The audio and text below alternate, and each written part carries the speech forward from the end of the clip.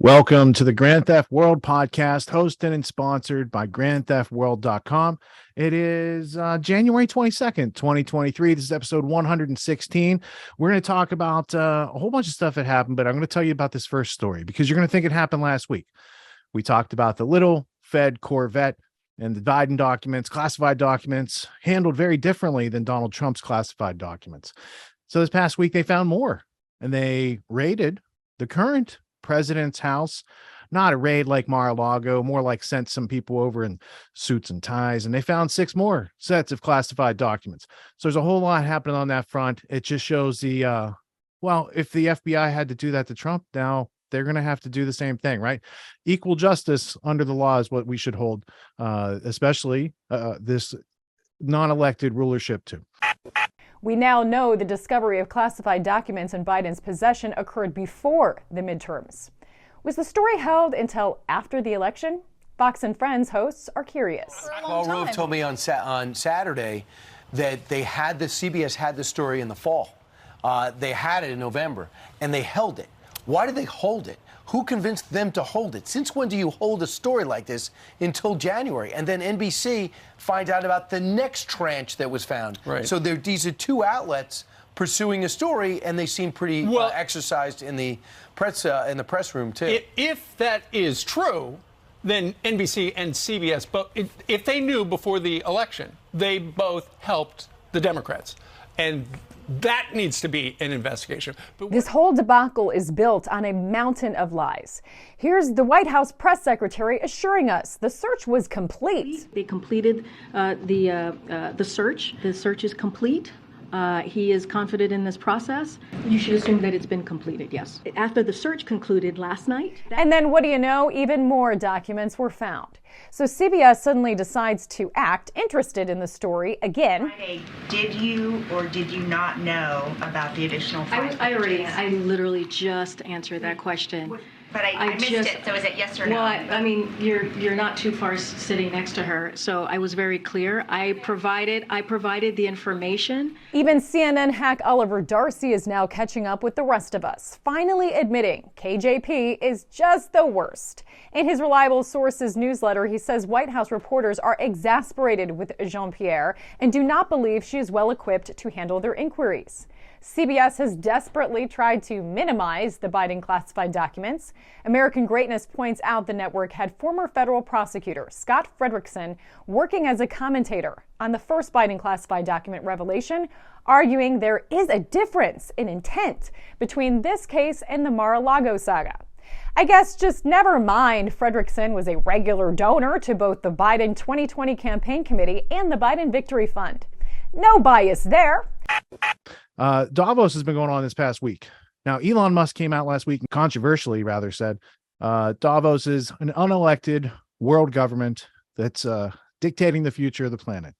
Is that true? And why would he shine a light on the good folks at Davos and not attend if he's part of that global world order? Or is he just a controlled opposition, DARPA, Pentagon-funded person who's a front man for another bookend on that agenda, right? You're going to have 2 sides on the vice. Otherwise, you can't give people a squeeze. We do want to discuss more about what's going on at Davos. Just like us at Rising, Elon Musk is having all sorts of fun with the elite gathering for the World Economic Forum. He tweeted this poll: should the World Economic Forum control the world? With about 2 million votes in, 86% said no, roughly 14% said yes. There's always going to be trolls on Twitter. Trolls stay trolling. Mm-hmm. This was shortly before the Tesla CEO blasted the forum as, quote, and it's increasingly becoming an unelected world government that the people never asked for and don't want. Right. Fox News' Tucker Carlson, he says the World Economic Forum exists to destroy national economies. Let's watch that. And this is our new favorite, the so-called World Economic Forum seems to exist to destroy national economies. Not an overstatement. It was the WEF, keep in mind, that told the government of Sri Lanka to give up modern fertilizer. Oh, good plan, guys. Go ahead and try it. Result? The country collapsed and people starved. Then it was the WEF that promoted Sam Bankman-Fried's historic Ponzi, the biggest financial fraud in history. Apparently the savants at the World Economic Forum just couldn't tell that this twitchy, pill-popping kid in cargo shorts, who literally played video games during interviews, was an utterly transparent scammer. They had no idea. They thought he was a genius, just like them. And of course, it was the WEF that predicted the COVID lockdowns would, quote, quietly improve cities, not turn them into ominous hellscapes of unemployment, drug addiction, and crime. It seemed like a good plan at the time. Hey, I've got an idea. Let's prevent people from working. That'll make them rich. It'll quietly improve life for everyone. That's the World Economic Forum for you. We couldn't meet at a more challenging time. We are confronted with so many crises simultaneously. What does it need to master the future? I think to have a platform where all stakeholders of global society are engaged. We've got to master the future, says Klaus Schwab at the World Economic Forum.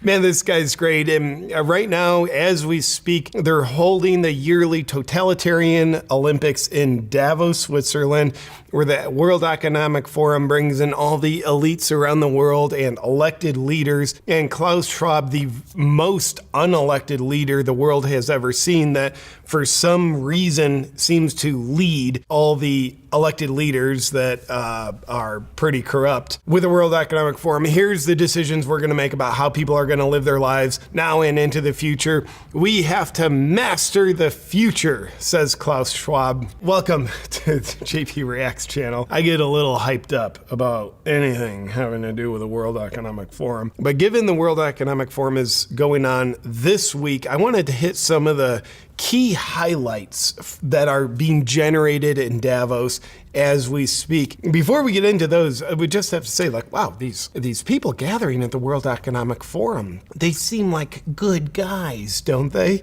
Well, of course they're good guys based on what they tell us. And also, we might as well just acknowledge the New York Post put this up.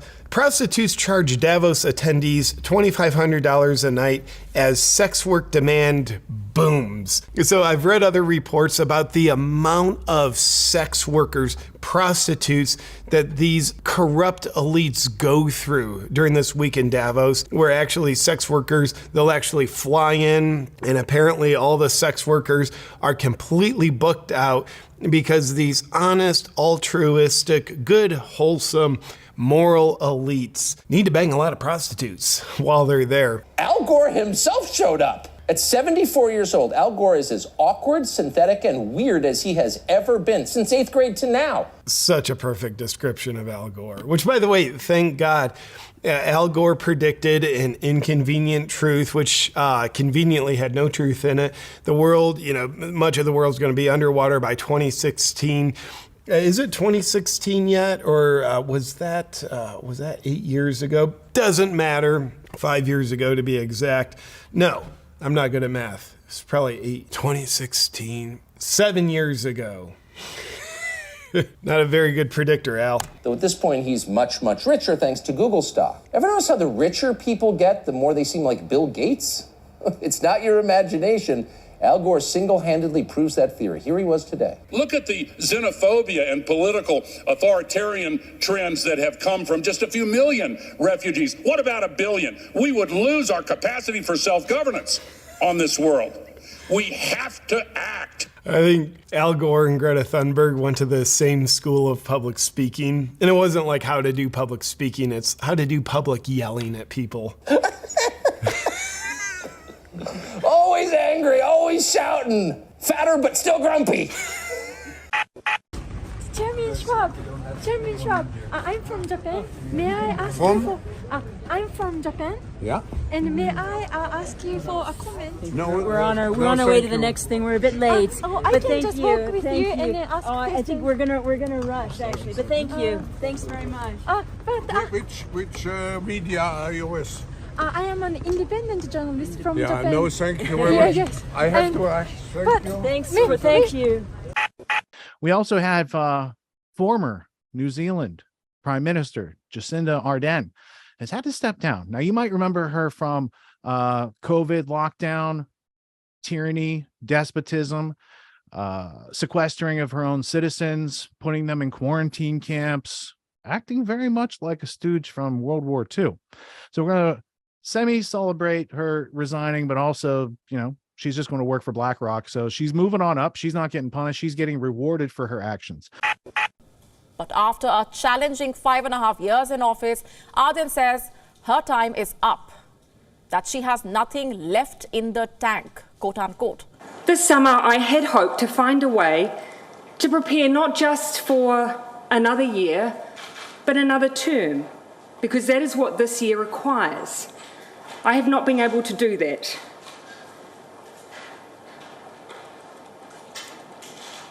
And so today I am announcing that I will not be seeking re-election, and that my term as Prime Minister will conclude no later than the 7th of February. I know what this job takes, and I know that I no longer have enough in the tank to do it justice. It's that simple. Also, this past week, we had a counter to Davos. We called it the Greater Reset. So you've had 5 days of solutions-oriented activities, presentations, invigoration, and vitality being shared amongst people who know about the problem. We know about Davos. We know about the World Economic Forum and the Club of Rome and depopulation. Good. They're doing that. What can we do? We can start to live a lifestyle of freedom and autonomy, and that takes education that we didn't get in school. So the Greater Reset just finished up, I think, about a couple hours ago, after 5 days. So we'll be looking into the events that happened this past week. All right. Hey, we got people tuned in from all around the world. We got hundreds of people in Texas, hundreds here in Morelia, Mexico. We're so excited to be here with you guys. John, how y'all doing over there? We're doing good. What you want to show them the audience, Miss Rebecca C? Yeah, we got a nice, beautiful crowd of freedom lovers here in Bastrop, Texas. So happy to be here for you. The Greater Reset going down. Make some noise, everybody!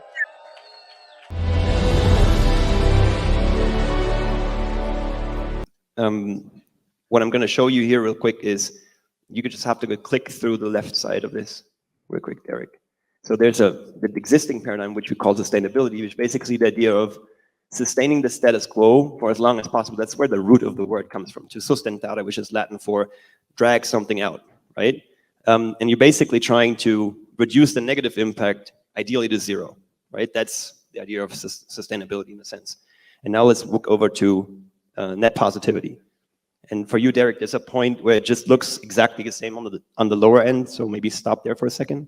So what is net positivity? It's essentially the idea of creating more positive impact than you create negative impact. You realize that there's two sides of the coin. It's not just reducing negative impact, but you can actually also actively, amazingly create positive impact. So on this side, you'll see basically, on the left here, it's basically the same thing. This is why I can confidently say it's better than sustainability. It's what we call in game theory a dominant strategy. Because it does everything that sustainability does. It does reduce, the impetus of net positivity is still to reduce your negative impact, no question about that. But it also realizes and appreciates that we can create a massive positive impact in the world. And many people, probably like the guy in Costa Rica, where was that? That he's probably already doing that. He just doesn't call it net positivity yet, right? Because there's a real difference between the two. And so you see, once you realize that you can have positive impact, you can actually create that, and the net impact that you create between the negative and the positive, that's actually the one that you leave here on this planet, right? So can we do the next one? Slide, please.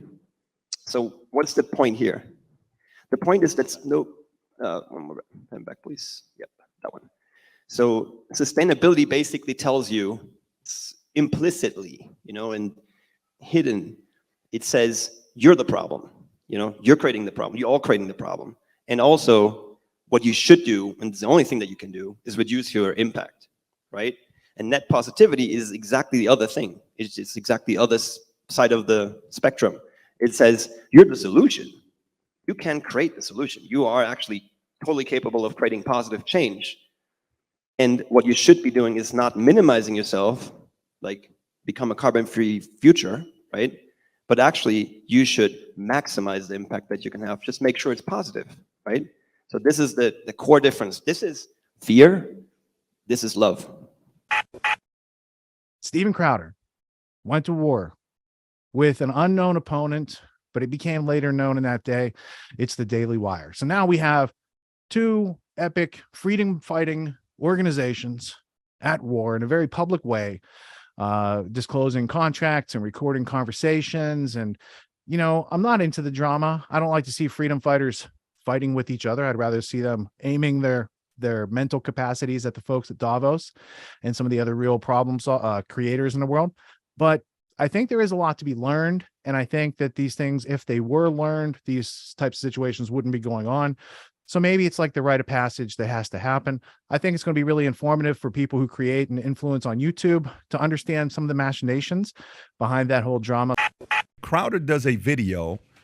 For those of you that don't know who Crowder is, he's got 6 million subscribers, a comedian, conservative. I mean, the guy's a rock star. Funny comic, by the way. Yeah, billions you know, on he's top doing of stand-up billions. now. He's touring. Is he? He should. Oh, he dude. should be doing it. He's billions on top of billions of views, and he does this 27-minute clip, 28-minute clip.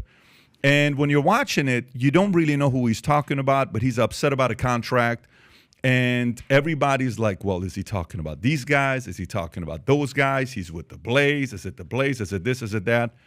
And then eventually, you know, within a few hours, the CEO of Daily Wire does a 1-hour video responding to it, explaining that he was talking about them because the entire market was talking about this. My phone kept blowing up, people saying, did you see this? Did you see this? I'm like, what? Tell me what's going on here. And then, anyway, so apparently these guys were offering him $50 million for 4 years is what the contract was. And all in, they're going to end up investing around $100 million into Crowder.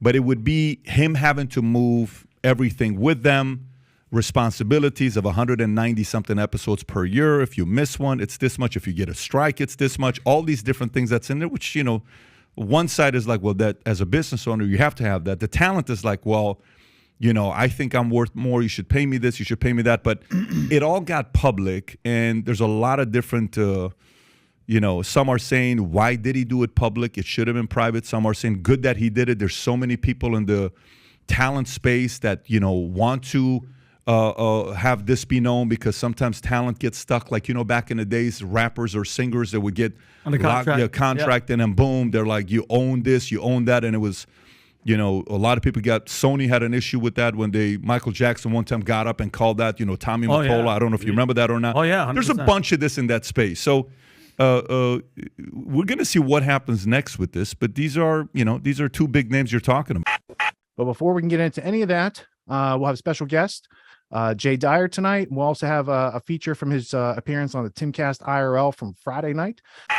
When we got there, it was like this big game room, and there's, you know, pool tables and a skate park inside the house. And I'm like, this is crazy. What's going on? Oh, there's like Jackass, right? Like he built a skate park in his house. Is this going to be like Jackass? And he got there a little bit later and just shot some pool with Tim Pool, playing pool on a Tim pool table. Yeah, on a Tim pool table. And then we went into the studio when Luke got there and just kind of chilled for an hour. And at first I was a little awkward because I brought out the books and they were like, yeah, oh geez. I was like, what are you going to all these books? What is this? What are you doing? I was like, well, this is my shtick, dude. I bring the books. And he's like, okay, I guess we can go to that. so we went to that eventually. Like at first it was a little awkward. I didn't know if it was going to jive very well. At first it was kind of like, these dudes aren't going to like my style, my presentation. And so I was like, so I'm here to talk about the N-word. They were like, no. I was like, I'm just joking, man. So, no, do not do that. I was like, I'm not going to do that. Don't worry. It's just joking. So I freaked him out and then I like calmed it down. And anyway, but after about the first 10 minutes of chatting, when the show started is actually the first time I felt like it was really starting to go well. And yeah, I had to try to throw, you know, things, plugs in there as quick as I could here and there.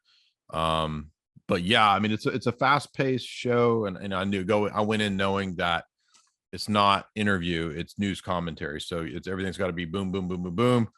And we spent about an hour ahead of time, you know, picking out what stories they wanted to talk about. They were like, what do you want to talk about? I'm like, I want to talk about these books. That's why I brought it. Let's talk about that. So I tried to interject the books, you know, as best I could.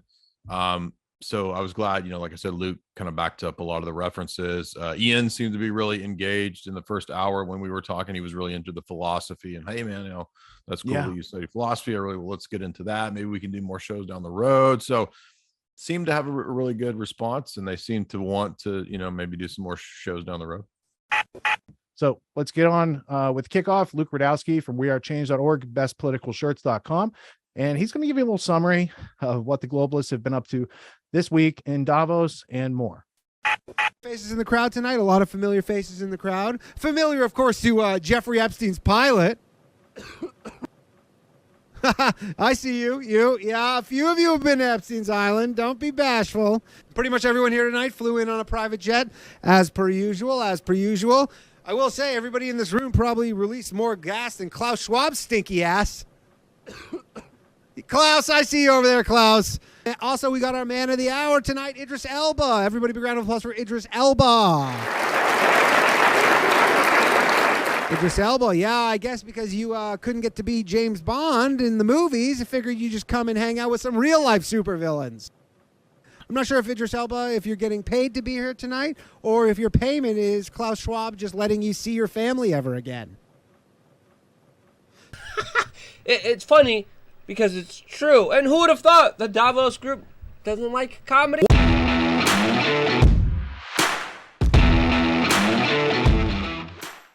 What makes the Grand Theft World podcast unique, invigorating, exciting, and informative? Most other podcasts out there are either doing straight up interviews or they're just covering the daily news. They're covering current events from the day they happened. And that is effective. It's useful. It's a great starting point. And then sometimes these current events change during the week past the first story. So we like to give it a little time. You have to wait till some of the dust settles on these stories in order to give them accurate coverage. And the other thing that's really missing in the media landscape is covering the articles that are coming out every day. That's great. That's necessary. But who's bringing in contextual history so that you can understand what has been going on for decades and decades to lead up to the machinations and actions that we see unfolding today? So what we do here on the podcast is we cover current events. Many of these things are censored, but we wait about a week. As a forensic historian, I focused mainly through my career on the history of globalism and collectivism and things that they call maybe the New World Order.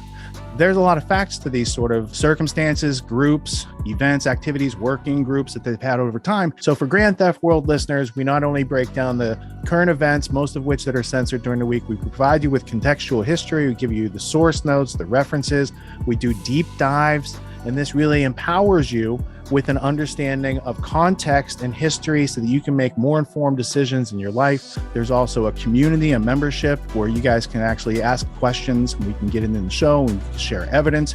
And there's a town hall weekly for Grand Theft World for those who listen to it and are interested in covering the stories that we don't get to during a 6-hour show. Listening to it an hour a day, you could easily consume the week's news, but you're going to have substance and meaning and context and understanding. And with that, you can make higher quality decisions in your life. So if you're interested in more quality in your life, go to grandtheftworld.com, click podcast at the top, and we'll see you there. Thank you. These allegations are false. This isn't Grand Theft Auto, folks. This isn't a video game. What are the most surprising things that you discovered once you started pulling on that thread? Who he was connected to, what institutions he was influential over, what events he participated in? Come on, man. What are we talking about? Come on, man. No. You don't have to think about it, dude. I got this quote because you said you didn't know much about Klaus Schwab. I made it my job to, as soon as this happened, I'm like, okay, this guy's their front man. Let me learn about the official history of the World Economic Forum. I got their 40-year history. I got every book that Klaus Schwab has written or ghostwritten. I went through those books.